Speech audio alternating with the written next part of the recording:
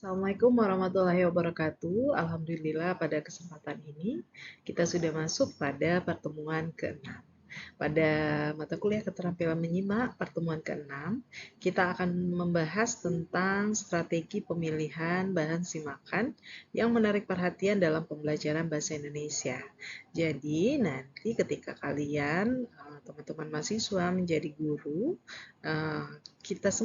kalian semua juga harus tahu kira-kira bahan simakan seperti apa yang dapat menarik perhatian bagi siswa sehingga nanti ketika pembelajaran berlangsung, proses pembelajaran dapat lebih interaktif dan semua siswa semangat mengikuti proses pembelajaran.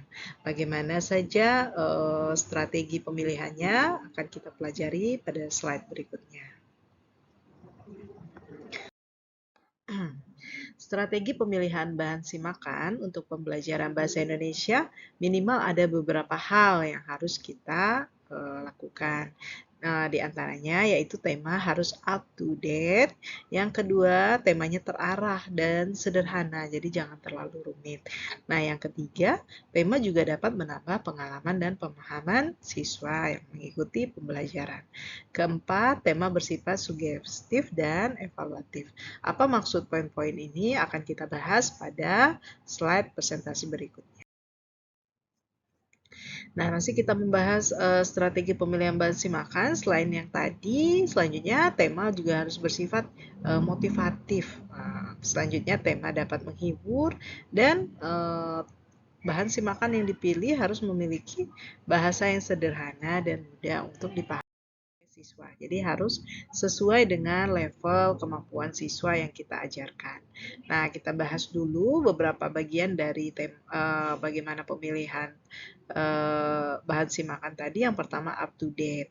Apa yang dimaksud dengan up to date? Artinya bahan simakan yang kita pilih itu adalah topik-topik terbaru yang relevan dengan kebutuhan siswa.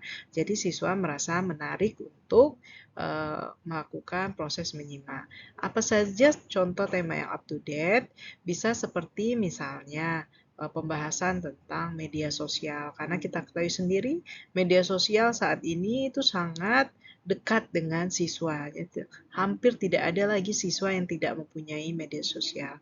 Bahan simakan yang kita pilih itu bisa berupa penjelasan tentang media sosial. Media sosial yang mana yang baik digunakan pada proses pembelajaran, bagaimana waktunya itu harus kita sampaikan kepada siswa. Jadi tema itu sesuai dengan siswa kita.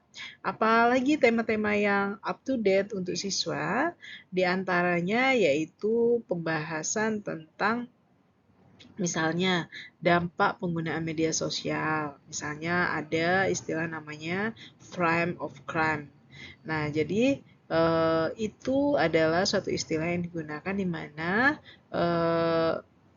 siswa itu merasa tidak nyaman ketika tidak menggunakan media sosial. Nah, itu kan penting juga.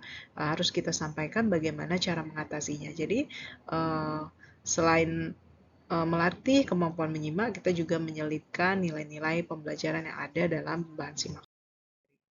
Nah, selanjutnya harus menghibur. Nah, jadi selain temanya up to date atau terbaru sesuai dengan kebutuhan siswa kita harus memilih bahan simakan yang bersifat menghibur. Jadi misalnya ada cerita-cerita, diselipkan cerita-cerita yang lucu sehingga itu juga menarik untuk siswa.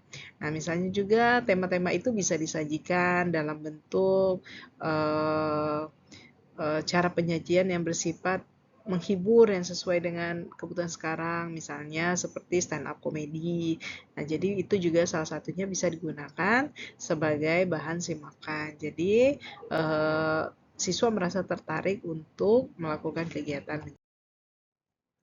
Nah, selanjutnya bagaimana strategi memilih bahan simakan selain itu juga harus sesuai, selanjutnya harus menghibur, itu sebaiknya juga harus menyelipkan topik-topik motivasi. Jadi, itu di dalam proses pembelajaran itu tidak hanya belajar menyimaknya saja, tetapi bagaimana bahan simakan itu juga mengajarkan hal-hal positif yang dapat memotivasi siswa untuk terus berjuang mengejar apa yang mereka cita-citakan. Jadi, pilihlah misalnya bahan simakan yang mengandung nilai-nilai motivasi. Jadi, secara tidak langsung siswa juga menanamkan nilai-nilai yang ada dalam bahan simakan tersebut. Itu sangat penting sehingga pembelajaran kita akan lebih kaya akan manfaat. Jadi bisa dipahami ya, semoga juga bisa diterapkan nanti ketika mengajarkan materi tentang menyimak. Terima kasih atas perhatiannya. Wabillahi taufiq wal hidayah. Wassalamualaikum warahmatullahi wabarakatuh.